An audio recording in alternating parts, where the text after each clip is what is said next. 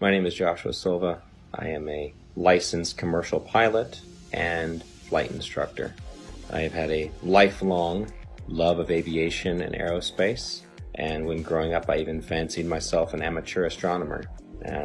I would drag my family and friends, anybody I could, to every air show I could possibly find in Northern California. I was the only kid you knew, or anybody knew, that knew the various components on aircraft, spacecraft by heart. I absolutely loved anything to do with flying or space. But my love of aviation and aerospace never stopped. I continued studying, had an entire library full of aviation books of various military and civilian aircraft, military history, every aviation campaign and theater in almost any war.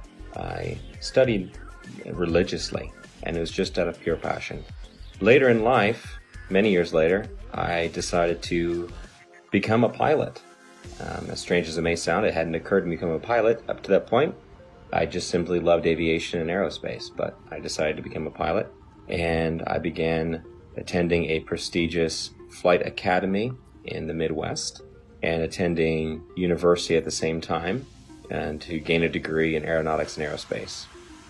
Shortly thereafter, I began flying twin turboprop aircraft out of Northern California for several nonprofit organizations, and years after that I found myself flight instructing for various small flight schools, both in California and in Arizona, and then on to large academies that trained for the airlines and even some military flights.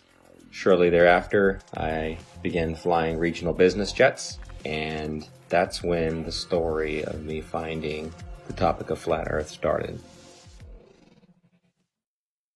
Could the Earth actually be flat? I began to see opinions and arguments that seemed logical, but I heard several arguments, which I now know were most likely disinformation, easily disprovable in the aviation world, but there were some that stuck with me. And so, myself being the way I am, I ran quickly, metaphorically, to my old textbook, and I opened my old textbooks, found them, unpacked them, cracked them all open, and even downloaded brand new copies in PDF form offline of all these books to make sure that nothing had been changed. I thought for certain that I knew exactly what compensation pilots are trained while flying to compensate for the spin or the rotation of the Earth, for instance. As far as falling around a globe, I assumed in my mind would be an aircraft's angle of attack. But upon more study, I found that not to be true. The angle of attack being the angle between the aircraft's flight path and the relative wind, which is something that pilots are very familiar with, and it's the idea that an aircraft has to be slightly pitched up, essentially to stay airborne, or a surface of that aircraft has to be pitched slightly to create a difference in air pressure to hold the aircraft aloft. And that is assumed, or was assumed at that time by myself and other pilots, to be the compensation one would make for falling around a globe while flying, period. But upon further research, I found that this was not the case, and it was not even mentioned anywhere. This compensation was not mentioned anywhere I could find in any resource that I had gone to flight school with, and they were extensive. There were many, many books, especially as one progressed towards the commercial flying side, especially elective courses, especially if you're going to university as I was studying aerospace, that you would assume, and I had assumed, that this was calculated for.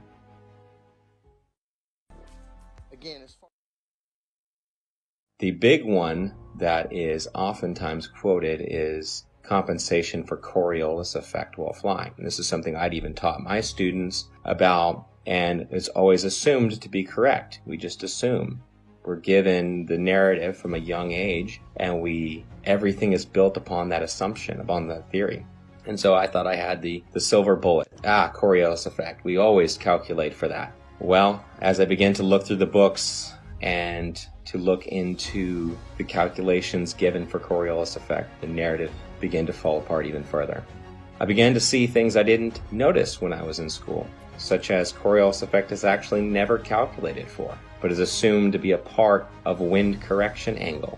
Wind correction angle is one of the many calculations pilots of all kinds make while flying to correct against winds in whatever volume or section of air they're flying through, which it could be from any direction, and you're flying through it, so you have to compensate a certain angle into that wind to hold a straight line. And then the big one is given after that. Well, GPS auto corrects for it. And that sent me down yet another path. GPS auto corrects for it. If it's a satellite-based system, how is it correcting for spin if it's also spinning over the same body? And why are there large gaps in GPS coverage over large oceanic bodies? Do they just turn them off? It's just not worthwhile? There have been enough aviation accidents at sea, very far from shore, that would say otherwise. And if you gave the American taxpayers, the ones funding these satellites that are supposed to track aircraft, the information that, well, we're just shutting them off because it's not worthwhile, those 3 or 4 jets full of hundreds of passengers just have to use other navigation methods such as dead reckoning, which is basically using a stopwatch and guessing to the next checkpoint, essentially. If you were to tell them that, they would be infuriated. So that could not be the case. Coverage was a problem. Even over large and non-densely populated areas, you would lose GPS coverage, even in jets at times. So this began to unravel the thread of satellites and satellite timing, and the fact that many reels of footage show these satellites being launched by balloon rather than by rockets. How the concept of these rockets doesn't even work to make it past the atmosphere, much less leave something in perfect geosynchronous orbit. I actually had the privilege of working a short time at a satellite manufacturing company in Northern California. Got to see the assembly and participate in the assembly of satellites, space-based satellites, or so they are said. There would be small bottles encased in these structures that were encased by another structure. The small bottles were the fuel cells. These fuel cells were incredibly small, smaller than a diver's tank in most cases, much smaller. And this was supposed to be all the fuel that the craft needed to run and operate, as most are not actually electric, they're becoming electric now, and sustain itself in a perfect orbit by just small bursts from its engine or its propulsion system.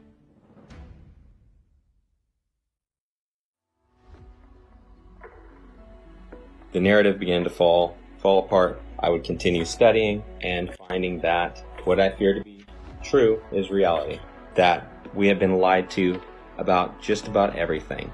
Upon researching military history and then military training and speaking with military gunners in both the Army and the Marine Corps that I know personally, I would ask them about Coriolis Effect. And it was always assumed that, yeah, we compensate for the Earth being, a curve, that it would drop. We calculate for the Earth curvature. But even upon asking and having them look into their materials further and my own personal study, again, it found to be an assumed truth with no actual basis in reality, that they would calculate bullet fall based upon angular velocity, drop, friction, amongst other things. And curvature was supposed to be just corrected along with it, just like flying, wind correction angle corrected for Coriolis effect.